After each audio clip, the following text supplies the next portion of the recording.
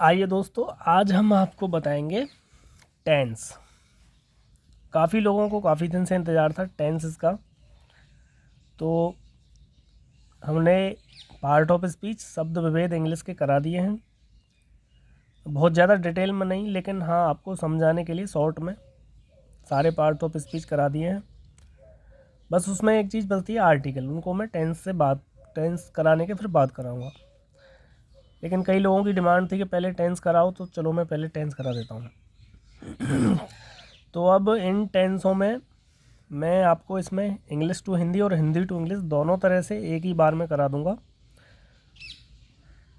तो देख लीजिए और ध्यान से पढ़िए। कोशिश करूंगा कि मैं एक ही वीडियो में तुम्हारे टेंस ऐसे करा दूं कि बिल्कुल समझ में आ जाए, दिमाग से न जाए। तो कोशिश करना। तो चलिए अब शुरू करते हैं। टेंस का वैसे हिंदी मतलब होता है काल। अच्छा, टेंस हमारे जो टेंस की हम स्टडी करते हैं वो दो तरह से करते हैं। एक होती है एक्टिव और एक होती है पैसिव।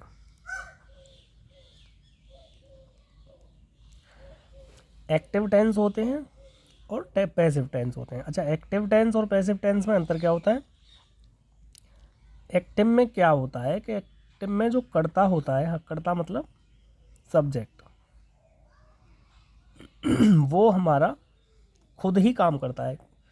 इसमें सब्जेक्ट मेन होता है। और पैसिव में क्या होता है कि पैसिव में कर्म मतलब ऑब्जेक्ट वो मेन होता है, सब्जेक्ट मेन नहीं होता। अच्छा, ये सब्जेक्ट ऑब्जेक्ट क्या होता है कि जो हमारा टेंस है या सेंटेंस है वो तीन चीज़ों से मिलकर बना होता है। सब्जेक्ट प्लस वर्ब और प्लस ऑब्जेक्ट। ये हमारे तीन चीज़ों से मिलकर बनता है एक सेंटेंस। तो जो एक्टिव हमारे टेंस होते हैं वो सब्जेक्ट से शुरू होते हैं, इनमें सब्जेक्ट मेन का काम करता है। लेकिन जो पैसिव होते हैं वो हमारे उल्टे होते हैं, उनमें वो ऑब्जेक्ट से शुरू होते हैं, जिसमें ऑब्जेक्ट हमारा मेन होता है और सब्जेक्ट हमारा पीछे यूज होता है। तो पैसिव की बात हम बाद में करेंगे। तो अभी हम एक्टिव वाले टेंस पढ़ेंगे।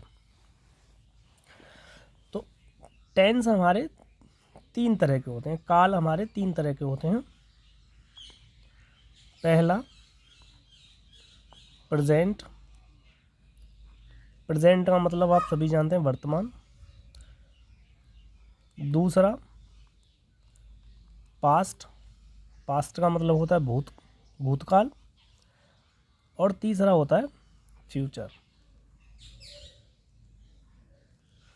फ्यूचर का मतलब होता है भविष्य। तो प्रेजेंट टेंस का मतलब वर्तमान काल, पास्ट टेंस का मतलब भूतकाल और फ्यूचर टेंस का मतलब भविष्यकाल। तो हमारे जो टेंस हैं वो तीन तरह के होते हैं, प्रेजेंट, पास्ट और फ्यूचर। प्रेजेंट जो चल रहा है, पास्ट जो निकल चुका है, फ्यूचर जो आने वाला है। तो हम इस टेंसों के अंदर तीन तरह के जो टेंस हैं उनका अध्ययन करेंगे, प्रेजेंट, पास्ट और फ्यूचर। अच्छा, ये जो प्रेजेंट, पास्ट, फ्यूचर हैं ये चार तरह के होते हैं। प्रेजेंट में भी चार। अब प्रेजेंट में कौन कौन से चार देख लो। सबसे पहले होता है इंडेफिनिट।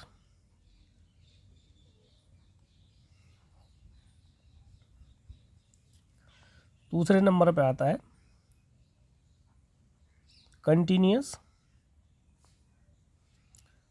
तीसरे नंबर पे आता है परफेक्ट। और चौथे नंबर पे आता है परफेक्ट कंटिन्यूअस।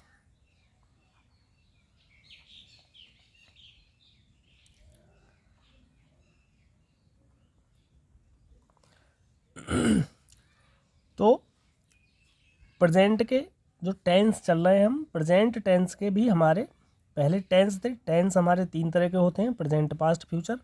अब ये तीनों तरह के टेंस भी आपस में चार तरह के होते हैं। पहला प्रेजेंट के हो गए, पहला present indefinite, present continuous, present perfect और प्रेजेंट परफेक्ट कंटिन्यूअस। इसी तरह से सेम होते हैं पास्ट के, मैं लिख नहीं रहा, सेम यही होता है past indefinite, past continuous, past perfect और पास्ट परफेक्ट कंटिन्यूस। इसी तरह से फ्यूचर का होता है future indefinite, future continuous, future perfect और फ्यूचर परफेक्ट कंटिन्यूस। तो ये हमारे तीनों टेंस आपस में चार चार तरह के होते हैं।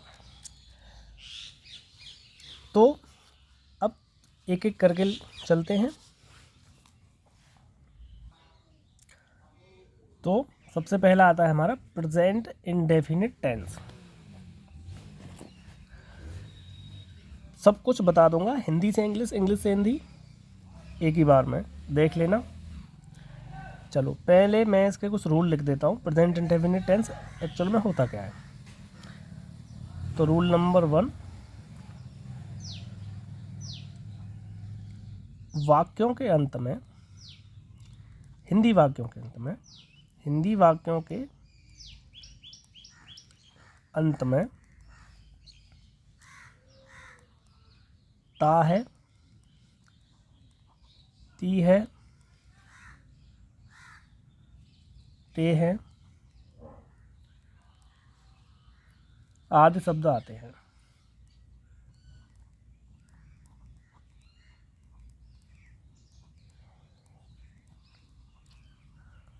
ये हो गई इनकी पहचान। भाई प्रेजेंट इंडेफिनिट टेंस उसकी पहचान कैसे होगी, तो जो हिंदी वाक्य हैं उसके अंत में ता है, ती है, ते है आएंगे। जैसे मैं एक पत्र लिखता हूँ, वह स्कूल जाता है, चिड़ियाँ आकाश में उड़ती हैं। तो इस तरह से वाक्य के अंत में ता है, ती है, ते आ रहा है, तो समझ में आ गया कि ये हमारा प्रेजेंट इंडेफिनिट टेंस है।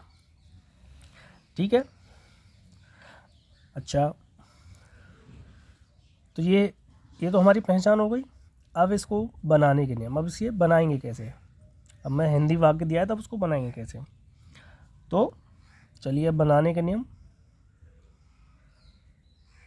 हिंदी से इंग्लिश बनाने के नियम।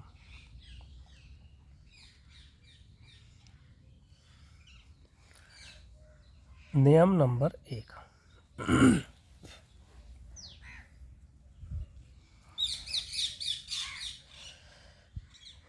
ही, सी, इट तथा कोई एक वचन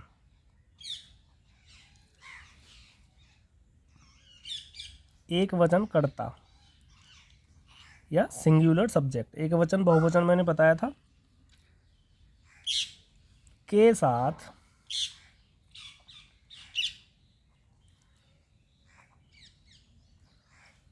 वर्ब की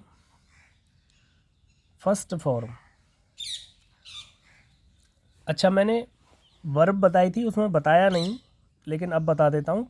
हमारी जो वर्ब होती है उसकी 3 फॉर्म होती हैं, फर्स्ट फॉर्म, सेकंड फॉर्म और थर्ड फॉर्म। फर्स्ट फॉर्म का यूज़ हम प्रेजेंट में करते हैं, सेकंड फॉर्म का यूज़ हम पास्ट में करते हैं, और पास्ट पार्टिसिपल के लिए हम थर्ड फॉर्म का यूज़ करते हैं। ठीक है, वर्ब की 3 फॉर्म होती हैं। तो एक वचन कर्ता के साथ हम वर्ब की फर्स्ट फॉर्म के साथ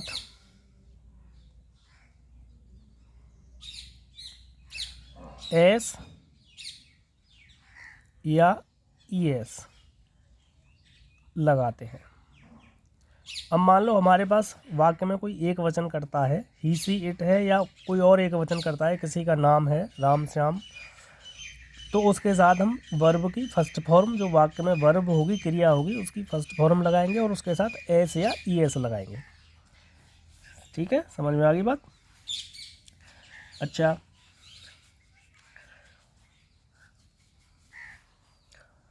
अब ये तो फर्स्ट एक वचन हो गए। अब बहुवचन कर्ता के साथ, बहुवचन कर्ता या प्लूरल सब्जेक्ट, बहुवचन को प्लूरल, कर्ता को सब्जेक्ट, कर्ता के साथ सिर्फ वर्ब की फर्स्ट फॉर्म लगाते हैं, एस या ईएस नहीं लगाते। एस या ईएस नहीं लगाते। समझ गए? पहला नियम था एक वचनकर्ता के साथ वर्ब की फर्स्ट फॉर्म लगाते हैं और उसके साथ एस या ईएस जोड़ते हैं। अच्छा, एस या ईएस क्यों लिखा? कुछ वर्बों के साथ एस जुड़ता है, कुछ के साथ ईएस जुड़ता है। अब धीरे धीरे तुम जैसे सेंटेंस बनाओगे तो तुम्हें पता चल जाएगा। अच्छा, हमारे पास बहुवचन करता जैसे वी बहुवचन होता है, यू बहुवचन होता है, दे बहुवचन होता है, और भी बहुत सारे बहुवचन करता हो सकते हैं। तो उनके साथ हम वर्ब की फर्स्ट फॉर्म के साथ एस या ईएस नहीं लगाएंगे। ठीक है। अच्छा, अगला नियम इज, एम और आर। इज, एम, आर का प्रयोग नहीं करते। जैसे इसमें है आता है, हैं, हूँ, तो उसके लिए हम इज, एम, आर का प्रयोग नहीं करते। ठीक है। अगला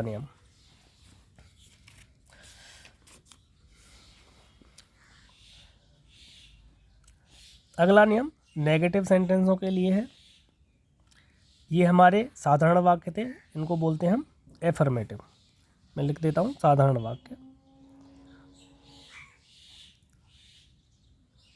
एफर्मेटिव, जिनमें नेगेटिव नहीं आता। अब अगला नियम बताऊंगा मैं नेगेटिव के लिए।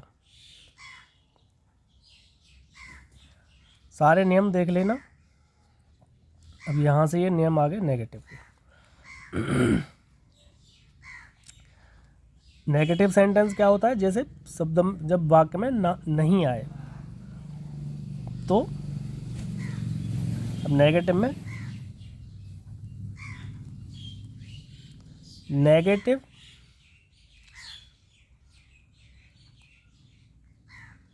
सेंटेंस बनाते समय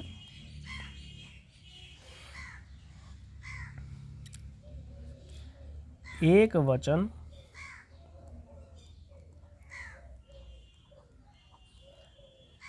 कर्ता के साथ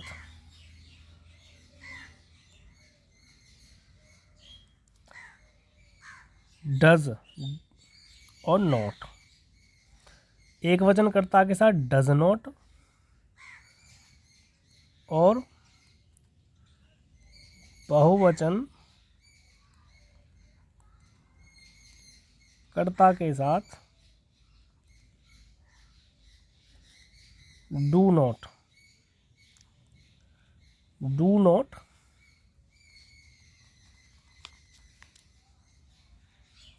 का प्रयोग करते हैं। तथा जब डज नॉट और डू नॉट लगाएंगे तो फिर एस या ईएस नहीं लगाते।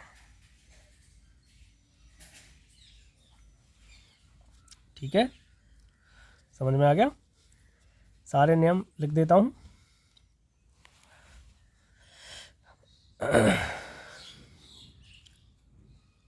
तो नेगेटिव का बस यही एक नियम था, इसी को याद कर लो। अब उसके बाद मान लो इंटेरोगेटिव आ जाते हैं। इंटेरोगेटिव मतलब प्रश्न पूछने वाले वाक्य आ जाए। तो प्रश्न पूछने वाले वाक्यों के साथ, चलो अब उसके बाद बताता हूँ मैं इंटेरोगेटिव। जो प्रश्न पूछने वाले वाक्य होते हैं उनको हम बोलते हैं इंग्लिश में इंटेरोगेटिव सेंटेंस।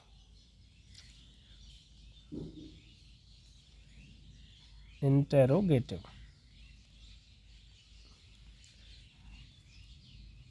Rule number 5।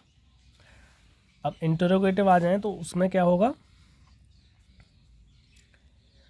यदि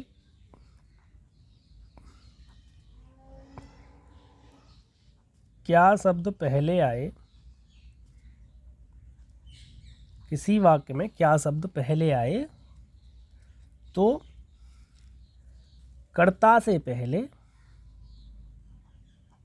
या सब्जेक्ट से पहले, फिर वाक्य को हम सब्जेक्ट से शुरू नहीं करते, कर्ता से पहले डू या डज लगाते हैं। डू बहुवचन के लिए, डज एक वचन के लिए, वो ऊपर लिखा हुआ है। ठीक है। और जब डू और डज लग जाता है तो फिर क्रिया में ऐसे एस नहीं लगाते, ये भी ऊपर लिखा हुआ है। अच्छा, अगला नियम,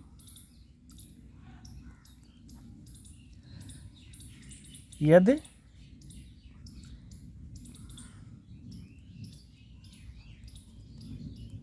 क्या, क्यों, कैसे, कहाँ आदि शब्द वाक्य के बीच में आए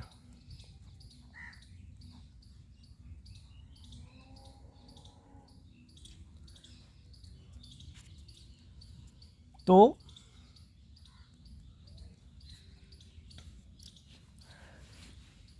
क्या होता है, तो फिर ये जो शब्द हैं इनकी इंग्लिश डू और डज से पहले लगाते हैं। जैसे तो प्रश्नवाचक शब्द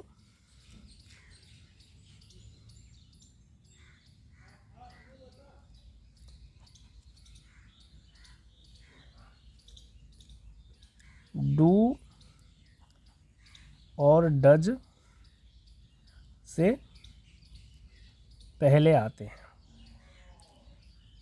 अब क्या सिर्फ पहले था तो हम क्या को इंग्लिश में कहते हैं वाट, तो वाट नहीं लगाएंगे, सिर्फ डू और डज से काम चलाएंगे। लेकिन क्या बीच में आए, क्यों आए बीच में, तो क्या का मतलब वाट, तो डज, डू और डज से पहले हम वाट लगाएंगे। क्यों का मतलब होता है वाई, तो डू और डज से पहले हम वाई लगाएंगे। तो ये अगर वाक्य के बीच में आए ये वाले शब्द तो इनकी इंग्लिश हम डू और डज से पहले लगाते हैं। ठीक है। एक और नियम,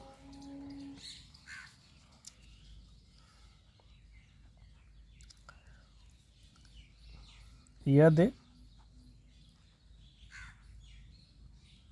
वाक्य में कौन का मतलब हु आए तो हु के साथ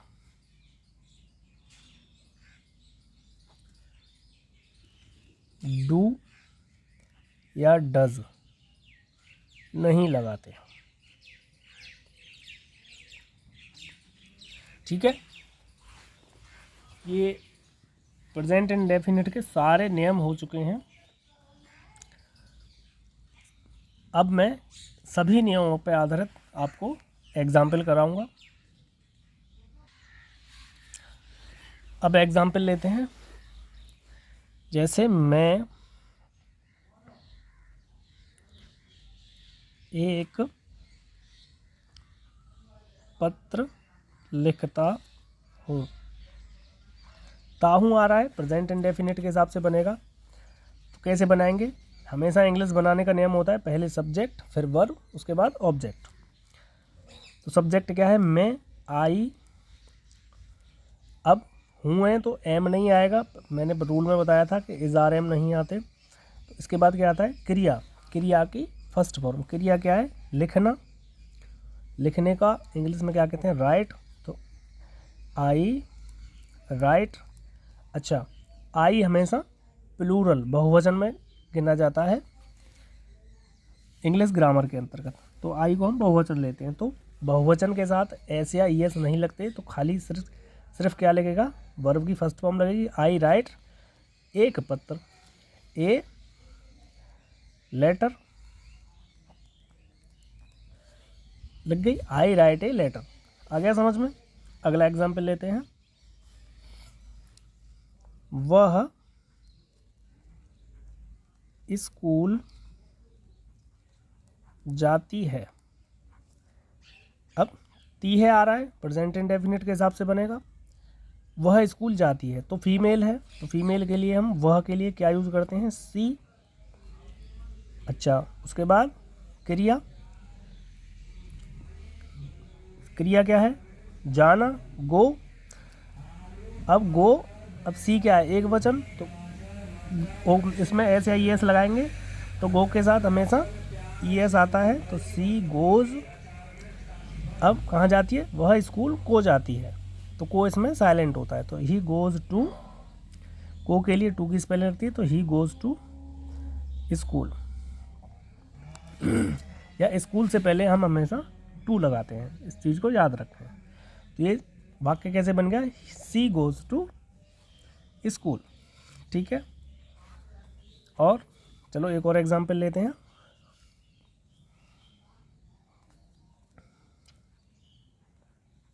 चिड़िया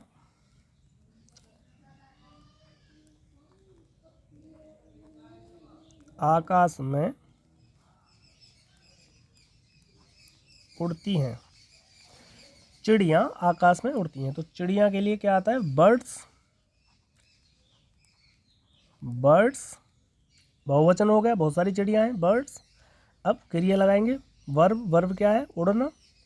उड़ने को क्या कहते हैं, फ्लाई। अब बहुवचन है तो एस या एस नहीं लगाएंगे, तो बर्ड्स फ्लाई आकाश में। तो मैं के लिए क्या लगता है, प्रपोजिशन लगती है इन द स्काई। तो birds fly in the sky, चिड़िया आकाश में उड़ती हैं। तो ये हमने एफर्मेटिव के कुछ एग्जाम्पल लिए। अब लेते हैं कुछ नेगेटिव सेंटेंस के एग्जाम्पल। तो जैसे वह पुस्तक नहीं पढ़ता है। अब नेगेटिव आ गया, इसमें नहीं आ गई। वह पुस्तक नहीं पढ़ता है, तो नियम क्या बताया था, डू या डज के साथ नॉट लगाते हैं, और फर्स्ट फॉर्म में फिर एस या एस नहीं लगाते, डू नॉट या डज नॉट का प्रयोग करते हैं। तो वह पुस्तक नहीं पढ़ता है, तो वह कौन हो गया, ही। अब ही क्या है, एक वचन है, तो एक वचन के साथ क्या आएगा, डज। और नहीं है तो does not, he does not. अब क्रिया की फर्स्ट फॉर्म लगाएंगे, पढ़ना का क्या होता है, पढ़ना का क्या होता है, रीड। तो READ, रीड, पढ़ना की first form read. He does not read पुस्तक, रीड द बुक। समझ में आ गया, he does not read the book, वह पुस्तक नहीं पढ़ता है। ठीक है, और एग्जाम्पल ले लेते हैं।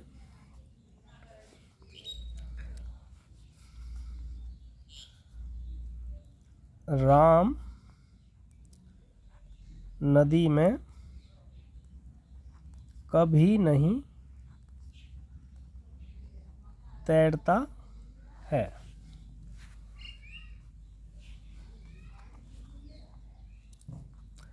अच्छा, तो राम हमेशा याद रखें, अगर कभी नहीं यूज हो किसी सेंटेंस में, इसीलिए मैंने इस एग्जाम्पल को लिया है, तो वहाँ हम कभी नहीं के लिए नेवर का यूज़ करते हैं, नेवर। अब डू नॉट और डज नॉट या डिड नॉट, कहीं कोई भी सेंटेंस हो, अभी प्रेजेंट पढ़ा रहा हूँ, पास्ट का हो, फ्यूचर का हो, यदि कभी नहीं आ जाए तो वहाँ हम नेवर का यूज़ करेंगे। बाकी नेवर यूज़ करके इसको एफर्मेटिव सिंपल की तरह बनाएंगे, न कि नेगेटिव की तरह, याद रखें। ठीक है, तो राम नेवर, नेवर का मतलब कभी नहीं, राम नेवर। अब तैरना का क्या होता है, स्विम। अब इसको एफर्मेटिव की तरह बनाएंगे, क्योंकि इसमें नॉट का यूज़ नहीं हुआ कभी नहीं के लिए। कभी नहीं वाले टेंस को हम, इसीलिए मैंने इसको लिया है यहाँ समझाने के लिए, कभी नहीं वाले जो हमारे वाक्य होते हैं उनको हम नेगेटिव में नहीं बनाते, एफर्मेटिव में बनाते हैं, सिंपल सेंटेंस की तरह। तो स्विम, राम एक वचन है, तो स्विम का में एस या एस लगाएंगे, तो स्विम के साथ लगता है S, swims. Ram never swims, कहाँ, नदी में, इन द रिवर। आपके दिमाग में आ रहा होगा कि हर बार ये दी लग जाता है, दी का क्या मतलब होता है। तो दी का रूल अभी मैं बताऊंगा, टेंस करवा के फिर आर्टिकल पर पढ़ाऊंगा, उसमें ए एन दी का यूज़ में डिटेल में बताऊंगा। ठीक है, चलो एक और एग्जांपल लेते हैं नेगेटिव का।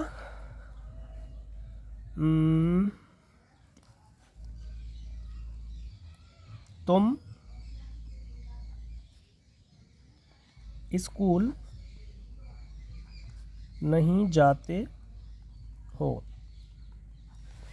तुम नहीं जाते हो स्कूल, तो तुम का मतलब क्या होता है? यू का मतलब तुम।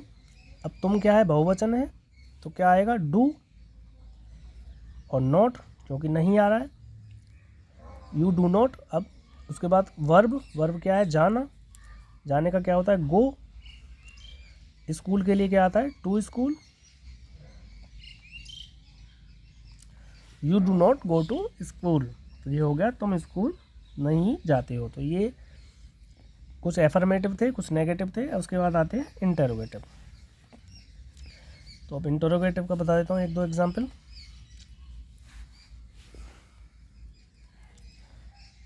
क्या वह रोज गाना गाता है? अब ध्यान से देखना, क्या पहले आ रहा है? क्या पहले आ रहा है तो क्या होता है? डू या डज वाक्य के पहले आता है। ठीक है, तो इसमें क्या की इंग्लिश क्या वाट नहीं लगाते, सिर्फ डू और डज से वाक्य को शुरू करते हैं। तो क्या वह रोज गाना गाता है, तो वह कौन? ही। तो एक वचन है, एक वचन के लिए क्या आता है? डज। उसके बाद डज लगा के सेम बनाएंगे, वह रोज गाना गाता है। अब इसको बनाएंगे डज ही। अब गाना की क्या होती है? सिंग।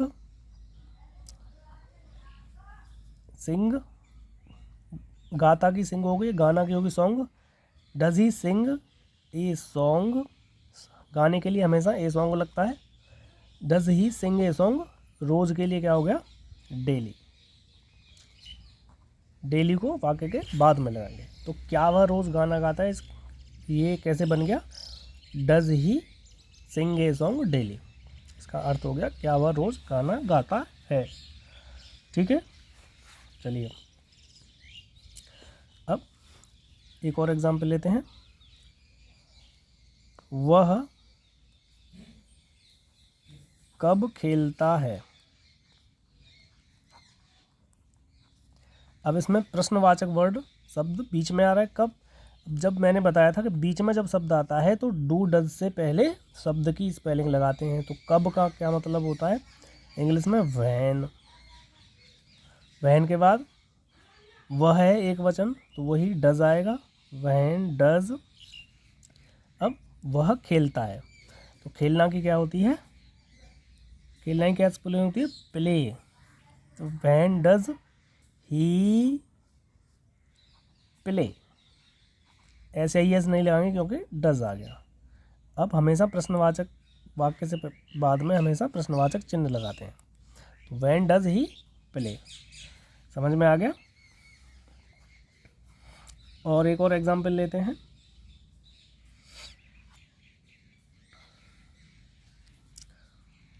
तुम क्या कर रहे हो? अब क्या हुआ? क्या वाक्य के बीच में आ गया, वाक्य से पहले आता तो मैंने बता दिया। वाक्य के बीच में क्या आए तो इसको कैसे बनाएंगे? तो पहले क्या की स्पेलिंग लगाएंगे। तो क्या की स्पेलिंग क्या होती है? वाट। अब डू या डज, तो तुम बहुवचन है तो डू आएगा, वाट डू। अब क्या बचा? तुम कर रहे हो। अब तुम कर रहे हो वाक्य को बनाएंगे तो तुम क्या करते हो? प्रेजेंट इंडेफिनिट बना रहे हैं, सॉरी गलती हो गई, ये कंटिन्यूस बना दिया। हाँ, अब सही है। तुम क्या करते हो, तो वाट डू। अब तुम करते हो बचा, अब इसको बनाएंगे तो यू, और करना की क्या आती है? डू। तो वाट डू यू डू, इसके मतलब ये हो गया तुम क्या करते हो। ठीक है, अब मान लो प्रश्न पूछने के साथ साथ उसने नहीं का प्रयोग भी कर लिया, तब क्या होगा? चलिए बताता हूँ।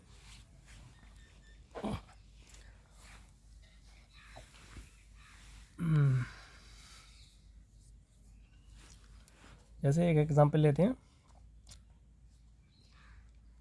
क्या यह सड़क बाजार नहीं जाती है, ती है आ रहा है, प्रेजेंट इंडेफिनिट है। तो नहीं आ गया कोई दिक्कत नहीं, इसमें नॉट और लग जाएगा। बाकी इंटरोगेटिव की तरह से बनाएंगे। क्या पहले आ रहा है तो डू या डज से शुरू करेंगे। तो किसके लिए बात हो रही है, यह सड़क, तो दिस रोड एक वचन है, तो क्या आएगा पहले, डज। अब यह सड़क, डज के बाद क्या आता है, करता, तो डज दिस रोड। हमेशा कर्ता के बाद हम लगाते हैं नॉट, अगर नॉट आ जाए तो यह सड़क, उसके बाद लगाएंगे नॉट। दिस रोड, यह सड़क नहीं बाजार नहीं जाती, तो उसके बाद आएगी क्रिया जाना। जाना के लिए क्या आएगा, गो। अब बाजार के लिए गो टू मार्केट, बाजार को मार्केट बोलते हैं।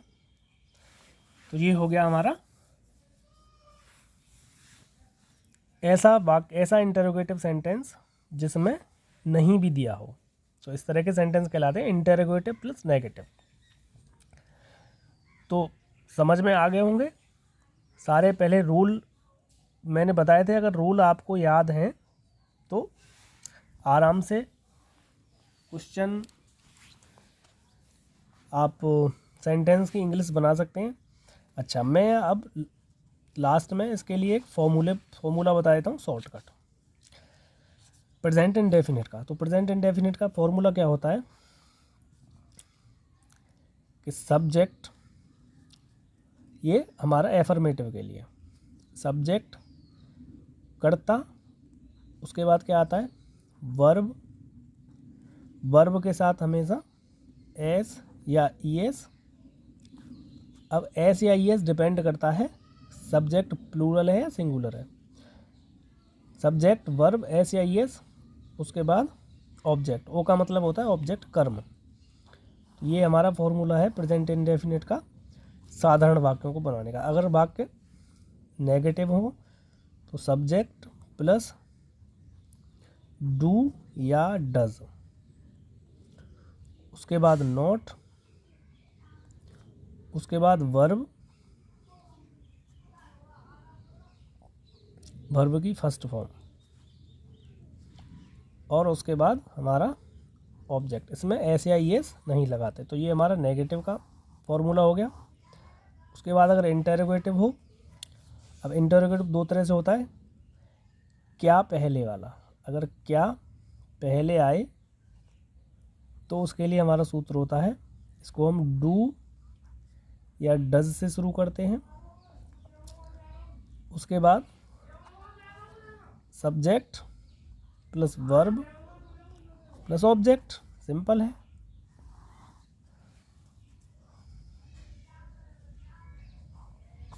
अगर जो प्रश्नवाचक शब्द हैं वो बीच में आए, जो प्रश्नवाचक शब्द WH वर्ड बीच में आए, तो उसके लिए क्या हो जाता है, सबसे पहले हम प्रश्नवाचक शब्द लगाते हैं, वाट, वाई, वैन, वेयर, हु, तो इनको हम WH शॉर्टकट में लिख देते हैं। उसके बाद डू या डज, उसके बाद सब्जेक्ट, उसके बाद वर्ब, उसके बाद ऑब्जेक्ट, वर्ब क्रिया, उसके बाद ऑब्जेक्ट मतलब कर्म। तो ये हमारा शॉर्टकट फॉर्मूले थे प्रेजेंट इंडेफिनिट सेंटेंसों के। इन फॉर्मूलों से सारे सेंटेंस बन जाएंगे, लेकिन फिर भी मैंने जो नियम बताए हैं वो याद होने बहुत ज़रूरी हैं, क्योंकि आपको ट्रांसलेशन में दिक्कत ना हो। तो हमारा प्रेजेंट इंडेफिनिट यहीं पर समाप्त होता है। अब अगला चलते हैं पास्ट इंडेफिनिट। अब आते हैं हम पास्ट इंडेफिनिट टेंस पर। इससे पहले हमने कराया था प्रेजेंट इंडेफिनिट टेंस, अब कराएंगे हम पास्ट इंडेफिनिट टेंस। तो पास्ट इंडेफिनिट की टेंस की सबसे पहले पहचान देख लेते हैं। तो पहचान क्या है कि वाक्य के अंत में ता था, ती थी, ते थे। जैसे प्रेजेंट इंडेफिनिट में आते थे ता है, ती है, ते है, इसी तरह से पास्ट इंडेफिनिट में आते हैं हिंदी वाक्यों के अंत में ता था, ती थी, ते थे, लेकिन इसमें कुछ और भी आता है, आ, ई, ए, सका, सकी, सके। तो ये वर्ड आए अगर हमारे हिंदी वाक्यों के अंत में तो समझ जाओ कि ये हमारा पास्ट इंडेफिनिट टेंस है। ठीक है। कभी कभी क्या होता है कि इस टेंस में जो कर्ता की आदत भी प्रकट होती है, हर बार नहीं, लेकिन कर्ता की जो आदत प्रकट होती है वो पास्ट इंडेफिनिट टेंस के द्वारा ही होती है। ठीक है। अब आते हैं इसके बनाने के नियम, हिंदी से इंग्लिश बनाने के नियम।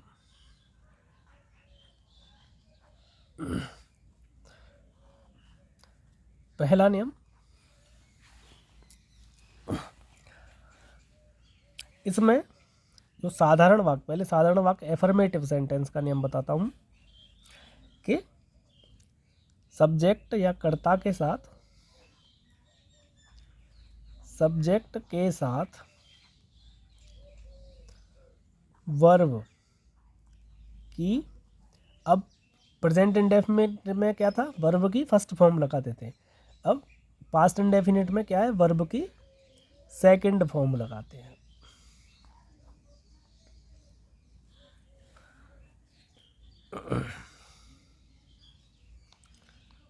और उसके बाद ऑब्जेक्ट आता है। अब उदाहरण यहीं दे दूं या एक साथ बात में, चलो साथ के साथ देता चलूं। जैसे मैंने एक पत्र लिखा, अब खा का मतलब आ रहा है पीछे, समझ जाओ पास्ट इंडेफिनिट है, और इसमें सब्जेक्ट सिंगुलर हो या प्लूरल हो कोई फ़र्क नहीं पड़ता, हर सब्जेक्ट के साथ वर्ब की सेकंड फॉर्म ही आती है। तो अब इसको लिखेंगे मैंने एक पत्र लिखा, तो करता क्या है, मैं का मतलब आई। अब लिखना क्या वर्ब है, अब लिखना को इंग्लिश में क्या कहते हैं, राइट। अब राइट क्या है, फर्स्ट फॉर्म है।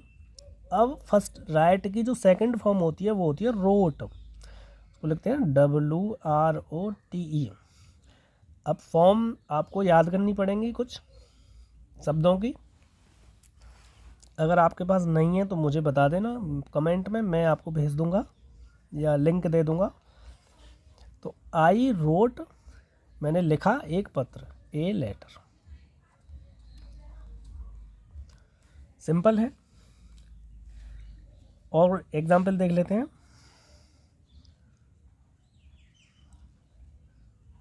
पुलिस ने चोरों को पकड़ा, अब ड़ा आ गया तो मतलब पास्ट इंडेफिनिट है। अब कर्ता कौन है, पुलिस, तो पुलिस, अब पकड़ना का क्या होता है, कैच, कैच माने पकड़ना, लेकिन ये फर्स्ट फॉर्म है, इसकी सेकंड फॉर्म क्या होती है, कैच की होती है कॉट, CAUGHT। तो पुलिस ने पकड़ा किसको, चोरों को, चोरों का मतलब द थीफ्स, चोरों को बोलते हैं थीफ।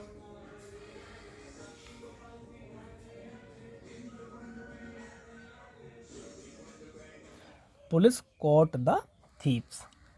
तो सब्जेक्ट, वर्ब की सेकंड फॉर्म, उसके बाद ऑब्जेक्ट। ठीक है, सिंपल है, समझ में आ गया। अब आते हैं नेगेटिव। अब अगला नियम नेगेटिव सेंटेंसों के लिए, यदि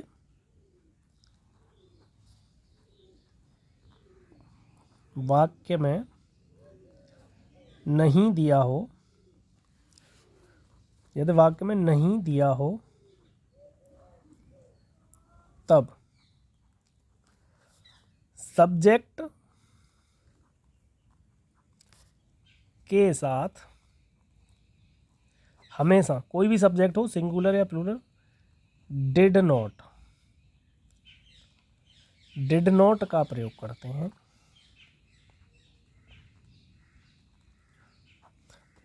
उसके बाद डिड नॉट का प्रयोग हुआ, उसके बाद क्या होता है, वर्ब की फिर सेकंड फॉर्म नहीं लगाते, फिर वर्ब की फर्स्ट फॉर्म का प्रयोग करते हैं।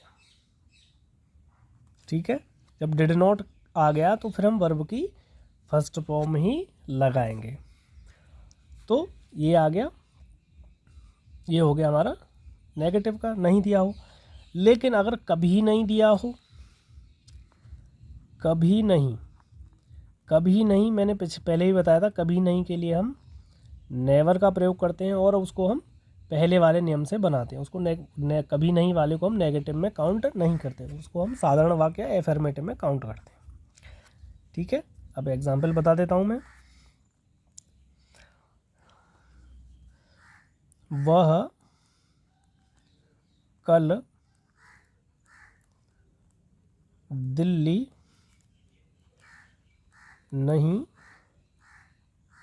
गया। ठीक है, या गया था, कुछ भी कर लो, कोई बात नहीं, एक ही बात है। वह कल दिल्ली नहीं गया या वह कल दिल्ली नहीं गया था। प्रेजेंट पास्ट इंडेफिनिट टेंस है। अब नहीं आ रहा है तो कैसे बनाएंगे, पहले सब्जेक्ट, वह का मतलब ही, अब ही के साथ क्या आता है, डिड नॉट, क्योंकि नहीं आ रहा है तो ही डिड नॉट। अब फिर कहाँ गया, दिल्ली, तो जाना की क्या है, गो की सेकंड फॉर्म होती है वेंट, लेकिन वेंट नहीं लगाएंगे, डिड नॉट आ गया तो गो ही लगाएंगे first form. He did not go to Delhi, Delhi के लिए हम टू का यूज करेंगे। वह दिल्ली नहीं गया। अब कल का क्या मतलब होता है, यस्टरडे। अब इसको हम सबसे पीछे यूज करेंगे, तो वह कल दिल्ली नहीं गया, तो he did not go to Delhi yesterday. ठीक है, एक और एग्जाम्पल लेते हैं,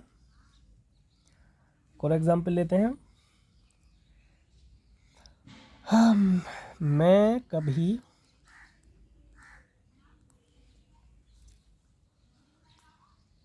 झूठ नहीं बोला। आ रहा है मतलब पास्ट इंडेफिनिट है। अब कैसे बनाएंगे, सब्जेक्ट क्या है, मैं, आई, नहीं आ रहा है तो did not, I did not. अब झूठ बोलना, अब क्रिया क्या है, बोलना, बोलने को क्या कहते हैं, स्पीक कह सकते हैं, या सॉरी कभी को हटा देते हैं, इसको बनाते हैं मैं झूठ नहीं बोला। तो आई डिड नॉट, बोलने की क्या है, स्पीक बोल सकते हैं या टेल भी बोल सकते हैं, TELL, टेल माने भी कहना होता है। तो आई डिड नॉट टेल, झूठ के लिए हमेशा हम ए लाई का यूज़ करते हैं। ठीक है, तो I did not tell a lie, मैं झूठ नहीं बोला। अगर मैं यहाँ मान लो कभी लगा दूँ, अब इसको मैं कर दूँ, मैं कभी झूठ नहीं बोला।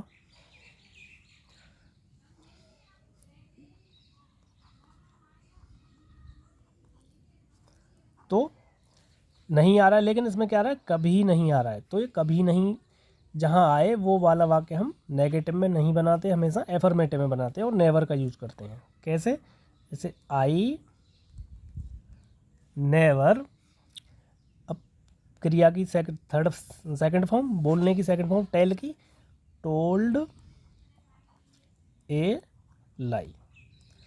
ठीक है, समझ में आ गया होगा, नेगेटिव सेंटेंस समझ में आ गए होंगे।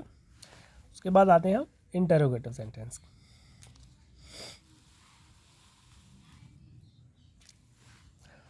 अब तीसरा नियम आता है इंटरोगेटिव सेंटेंस, प्रश्नवाचक वाले वाक्यों के लिए क्या नियम है बनाने के, देख लो। अब यदि वाक्य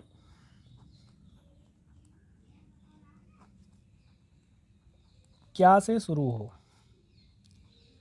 दो तरह के वाक्य होते हैं, क्या एक तो पहले आता है वाक्य के, और क्या एक बीच में आता है। अब बीच में आने के लिए क्या, क्यों, कैसे, कुछ भी आ सकता है, लेकिन वाक्य से पहले हमेशा क्या ही आता है।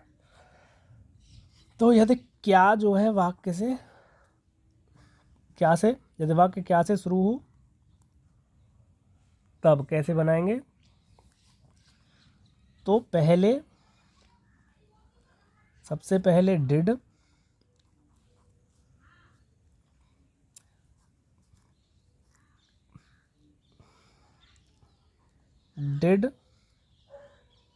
के साथ पहले डिड, फिर उसके साथ सब्जेक्ट, फिर उसके बाद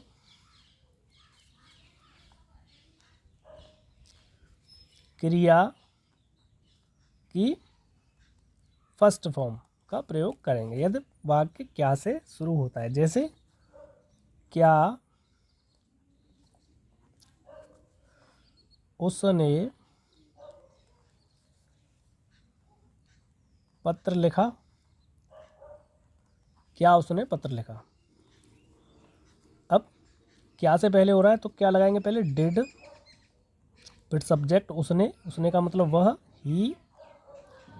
अब फर्स्ट फॉर्म लगाएंगे, सेकंड नहीं लगाएंगे लिखने की। लिखना क्या होता है? Write, first form WRITE, did he write पत्र, पत्र के लिए लिखते हैं हम a letter, did he write a letter. अगर क्या पहले आए तो वाक्य को हम डिड से शुरू करते हैं। अब क्या यदि बीच में आए, अगला नियम क्या प्रश्नवाचक शब्द,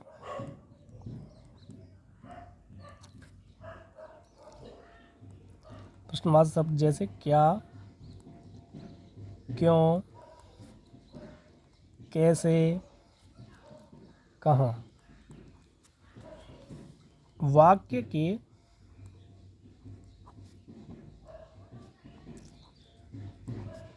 बीच में आए तब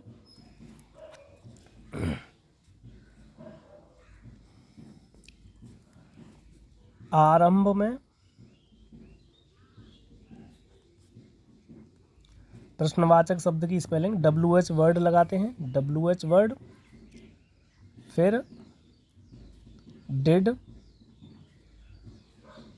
के साथ कर्ता सब्जेक्ट तथा वर्ब की फर्स्ट फॉर्म। ठीक है, बीच में आए तो WH वर्ड पहले लगाएंगे, उसके बाद डिड लगाएंगे, फिर सब्जेक्ट के साथ वर्ब की फर्स्ट फॉर्म का यूज़ करेंगे। तो इस तरह से हम इसको हिंदी से इंग्लिश का अनुवाद करेंगे। अब उदाहरण ले लेते हैं।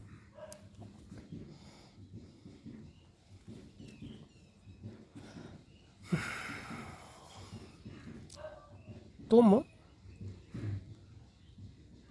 उससे कहाँ मिले? ए समझ में आ गया, पास्ट इंडेफिनिट है। अब कहाँ आ रहा है? बीच में। तो जब प्रश्नवाचक शब्द बीच में आता है तो उसकी स्पेलिंग सबसे पहले लगाते हैं। तो कहाँ की क्या होती है? वेयर। उसके बाद क्या आता है? डिड, वेयर डिड, फिर सब्जेक्ट, सब्जेक्ट क्या है? तुम, वेयर डिड यू। उसके बाद मिलना, मिलने की स्पेलिंग क्या होती है? मीट, मीट की सेकंड फॉर्म नहीं फर्स्ट फॉर्म लगाएंगे। तो मीट की फर्स्ट फॉर्म मीट होती है, सेकंड फॉर्म मेट होती है। तो वेयर डिड यू मीट? उससे की क्या मतलब? मैंने बताया था कि जब पर्सनल प्रोनाउन पढ़ाया था तो पर्सनल प्रोनाउन में बताया था कि एक सब्जेक्टिव केस होता है, एक ऑब्जेक्टिव केस। तो ही के लिए उसने, अब उससे का मतलब ही, वह। अब वह को जब हम ऑब्जेक्ट, अब यहाँ ऑब्जेक्ट की जगह पर यूज़ करेंगे, तो वह को जब हम ऑब्जेक्ट की जगह पर यूज़ करते हैं ही को, तो उसके लिखते हैं हिम। तो where did you meet him? समझ में आ गया होगा। तुम उससे कहाँ मिले? एक और एग्जाम्पल ले लेते हैं।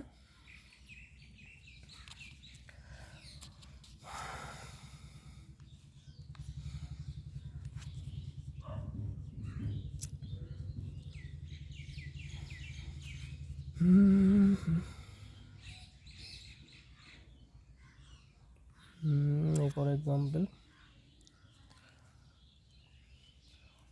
राम दिल्ली कब गया। राम दिल्ली कब गया। अब कब बीच में आ रहा है, प्रश्नवाचक शब्द, उसको पहले लगाएंगे। तो कब की क्या होती है, वैन, उसके बाद डिड, उसके बाद सब्जेक्ट राम। किसी का भी नाम हो उसका पहला अक्षर हमेशा बड़े से लिखते हैं, कैपिटल लेटर से। तो वैन डिड राम। अब उसके बाद जाना, गो, दिल्ली के लिए टू लगाएंगे, गो टू दिल्ली।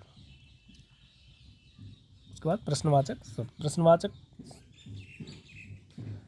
वाक्यों के बाद प्रश्नवाचक चिन्ह जरूर लगाते हैं। तो राम दिल्ली कब गया, when did Ram go to Delhi. समझ में आ गया, सिंपल था। चलिए, अब मान लो प्रश्नवाचक शब्द के साथ साथ नहीं भी दिया हो, एक एग्जांपल उसका भी ले लेते हैं। तो नोट कहाँ लगाएंगे,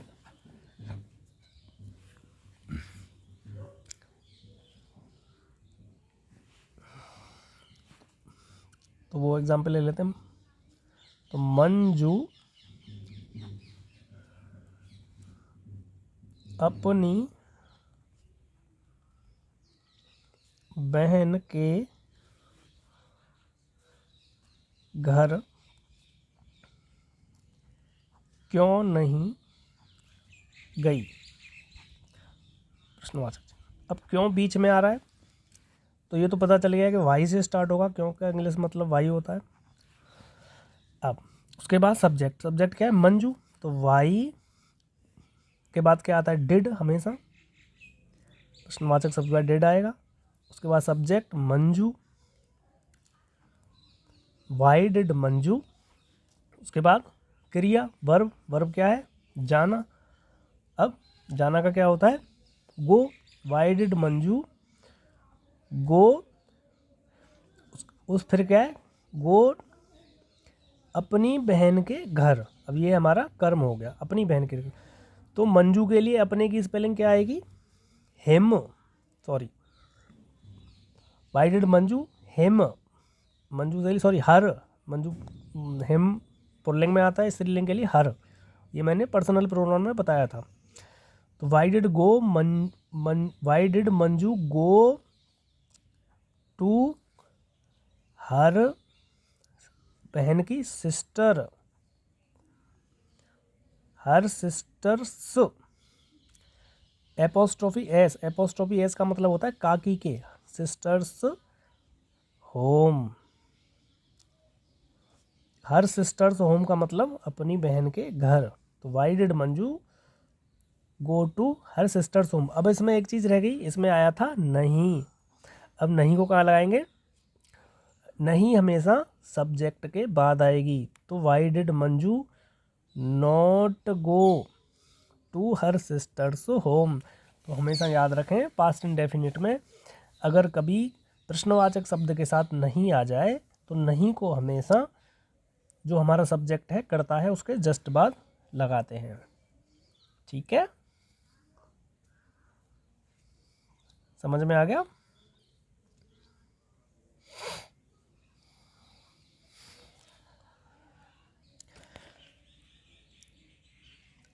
अब इसी के साथ आपका पास्ट इंडेफिनिट टेंस ख़त्म हो जाता है। अब मैं इसके कुछ फॉर्मूले बता देता हूँ जो डायरेक्ट फॉर्मूले थे। अब एफर्मेटिव के लिए, साधारण वाक्यों के लिए फॉर्मूला,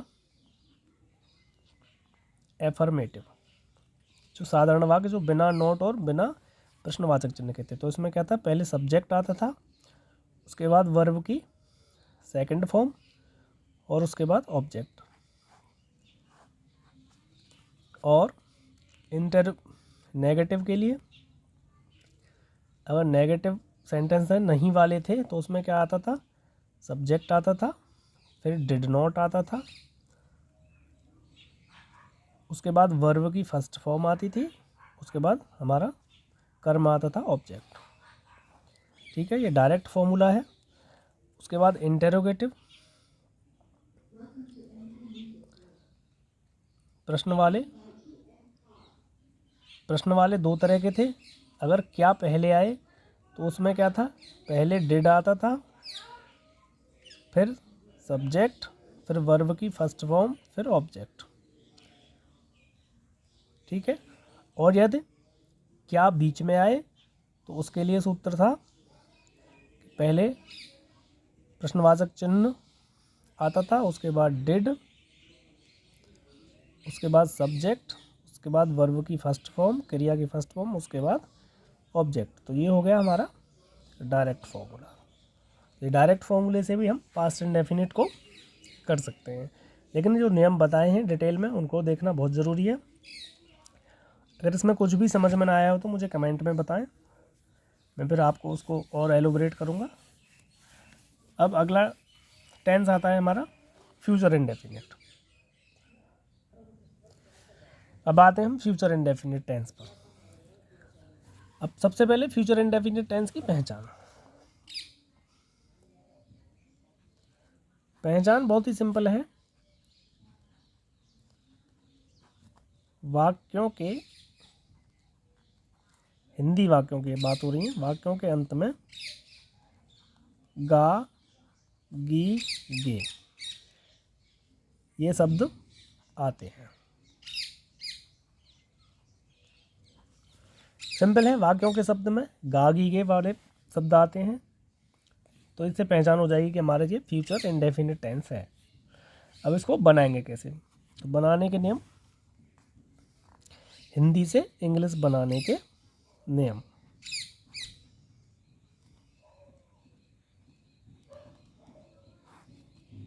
सबसे पहले साधारण वाक्य, आई और वी, मैं और हम, आई और वी दो सब्जेक्टों को छोड़कर आई और वी के साथ लगाएंगे हम सेल। सेल का मतलब होता है गा, और विल का भी मतलब होता है गा। ठीक है, आई और वी के साथ सेल तथा अन्य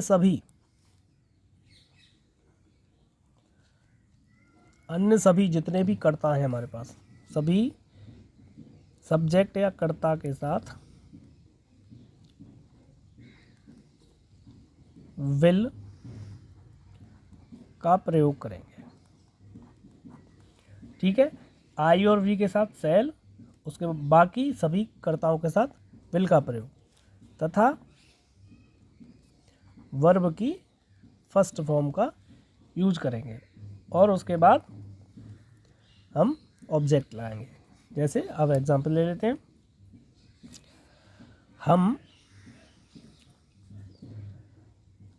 कल हम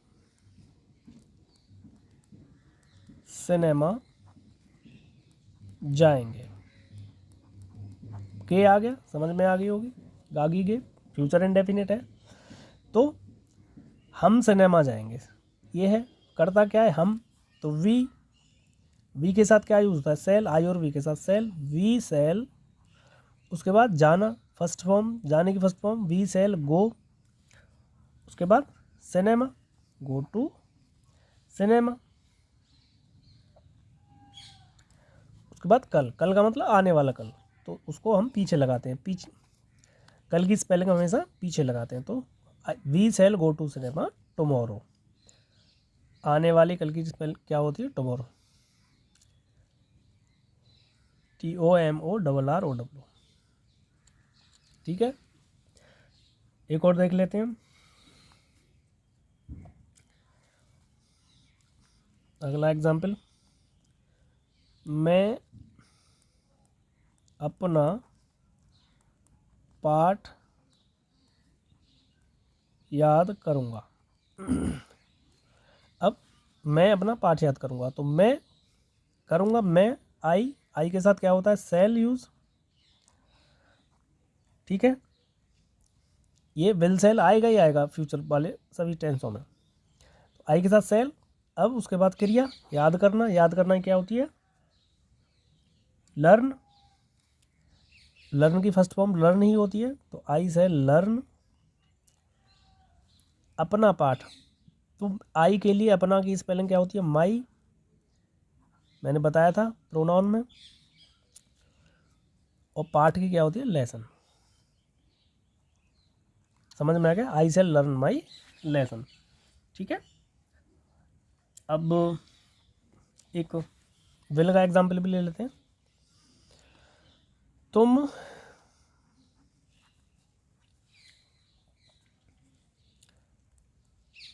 एक पत्र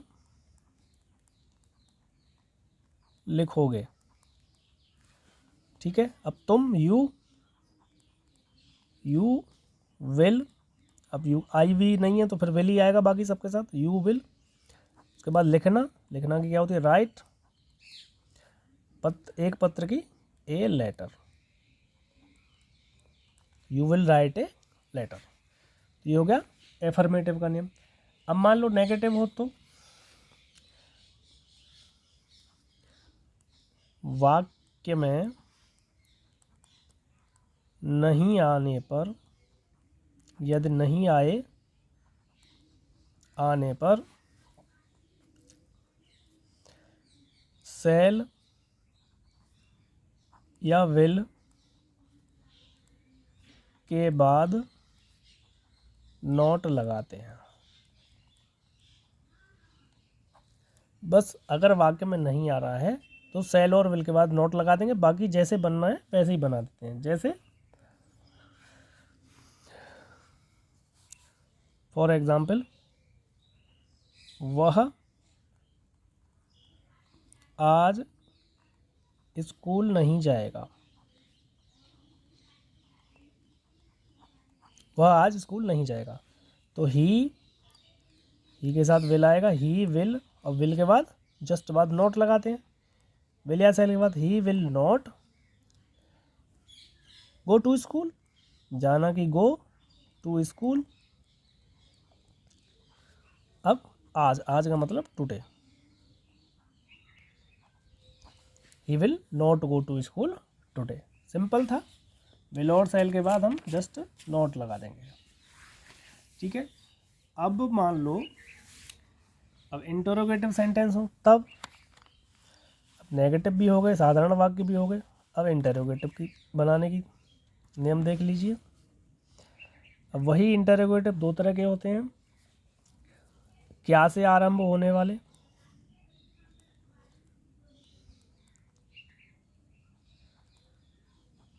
क्या से आरंभ होने वाले। अब इनको कैसे बनाएंगे? इनको बनाने के लिए वाक्य की शुरुआत में विल या शैल से शुरू करेंगे, उसके बाद कर्ता, फिर कर्ता या सब्जेक्ट, फिर वर्ब की फर्स्ट फॉर्म, और बाद में ऑब्जेक्ट या कर्म। ठीक है। समझ में आ गया क्या से आरंभ होने वाले वाक्य। अब जैसे क्या रंजना गाना गाएगी। क्या रंजना गाना गाएगी। अब क्या से आरंभ हो रहा है? अब रंजना के लिए हम विल लगाएंगे या शैल, तो विल लगाएंगे। आई वी को छोड़ के सबके साथ विल आता है तो विल से शुरू करेंगे। क्या पहले आ रहा है तो विल, उसके बाद रंजना सब्जेक्ट, उसके बाद वर्ब की फर्स्ट फॉर्म गाने की सिंग, अब गाना की a song, will Ranjana sing a song. इसका मतलब हो गया क्या रंजना एक गाना गाएगी। समझ में आ गया। अब यदि प्रश्नवाचक शब्द बीच में आए,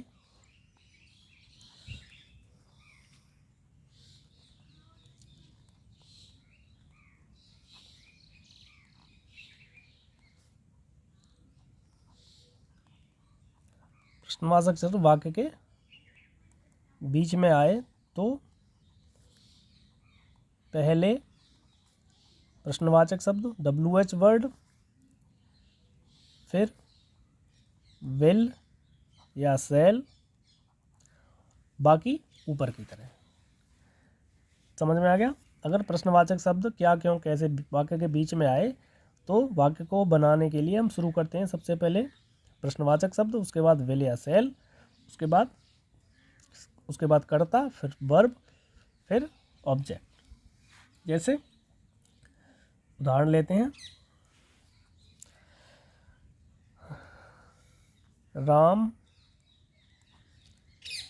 यहाँ क्यों नहीं आएगा। राम यहाँ क्यों नहीं आएगा, तो क्यों वाक्य के बीच में आ रहा है, बनाएंगे इसको वाई। अब राम के लिए विल का यूज़ करेंगे, वाई विल, फिर सब्जेक्ट राम, फिर आना, वाई विल राम। आने के लिए क्या होता है, come, why will Ram come here, यहाँ के लिए here, why will Ram come here, Ram यहाँ क्यों नहीं आएगा। समझ में आ गया। तो ये हो गया हमारा फ्यूचर इंडेफिनिट टेंस। अब इसके मैं कुछ डायरेक्ट फॉर्मूले बता देता हूँ। एफर्मेटिव का फॉर्मूला होता है प्रेजेंट इंडेफिनिट का। एफर्मेटिव मतलब साधारण वाक्यों का सबसे पहले कर्ता, फिर विल या सेल, उसके बाद वर्ब की फर्स्ट फॉर्म, उसके बाद ऑब्जेक्ट मतलब कर्म। अगर नेगेटिव हो, नहीं वाला वाक्य हो, तो कर्ता, उसके बाद विल या सेल, फिर नॉट, फिर वर्ब की फर्स्ट फॉर्म, उसके बाद कर्म या ऑब्जेक्ट। उसके बाद इंटरोगेटिव, प्रश्नवाचक वाला वाक्य हो,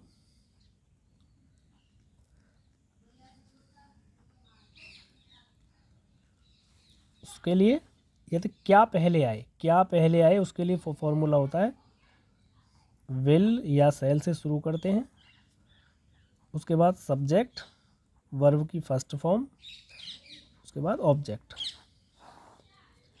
ठीक है।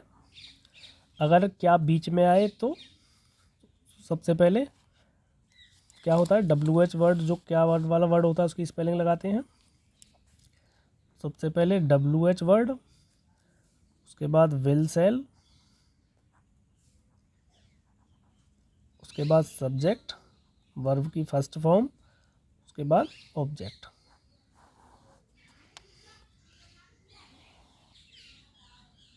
अब मान लो कि क्या के साथ, ये प्रश्नवाचक शब्द के साथ अगर नहीं भी आए वाक्य में तो हमेशा नहीं सब्जेक्ट के बाद और वर्ब से पहले लगता है। अगर नहीं भी आ रहा है तो यहाँ पे लग जाएगा नॉट। अगर प्रश्नवाचक वाक्य में नहीं आ रहा है तो सब्जेक्ट और वर्ब के बीच में हम नॉट का यूज़ करेंगे। तो इसी के साथ हमारा प्रेजेंट इंडेफिनिट समाप्त होता है। अब आज हमारे हो गए प्रेजेंट इंडेफिनिट, पास्ट इंडेफिनिट और फ्यूचर इंडेफिनिट। ये तीनों टेंस हमने ख़त्म करा दिए हैं।